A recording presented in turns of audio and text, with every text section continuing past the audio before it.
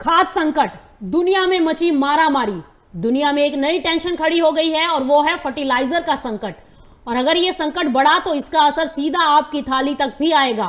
ताजा खबर ये है कि रूस ने खाद के एक्सपोर्ट पर लगाम और कस दी है। अब जून से लेकर नवंबर तक करीब 2 करोड़ टन खाद ही एक्सपोर्ट करने की इजाजत होगी, यानी सप्लाई बेहद लिमिटेड रहेगी और मांग जबरदस्त है। अब सवाल यह है कि अचानक ऐसा फैसला क्यों लिया गया।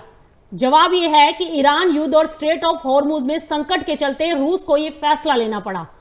दुनिया के सबसे अहम समुद्री रास्ते में रुकावट की वजह से करीब 1/3 ग्लोबल फर्टिलाइजर ट्रेड प्रभावित हो गया है, यानी जहां से खाद पूरी दुनिया में पहुंचती थी वहीं अब ब्रेक लग गया है। और नतीजा यह हुआ है कि देशों में मची है खाद की होड़, सप्लाई कम और कीमतें प्रीमियम पर।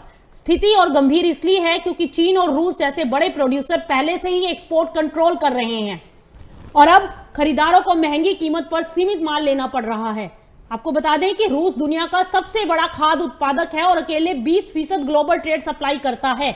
लेकिन रूस पहले अपने किसानों को प्राथमिकता दे रहा है, यानी घरेलू बाजार में सस्ती खाद और बाहर सीमित सप्लाई।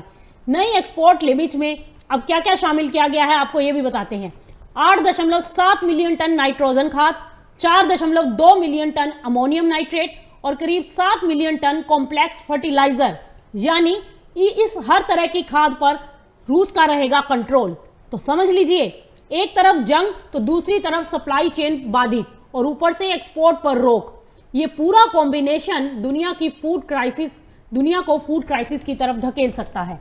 अब बड़ा सवाल ये उठ रहा है कि क्या किसानों को समय पर खाद मिल जाएगी, क्या फसल उत्पादन प्रभावित होगा और क्या महंगाई और बढ़ेगी।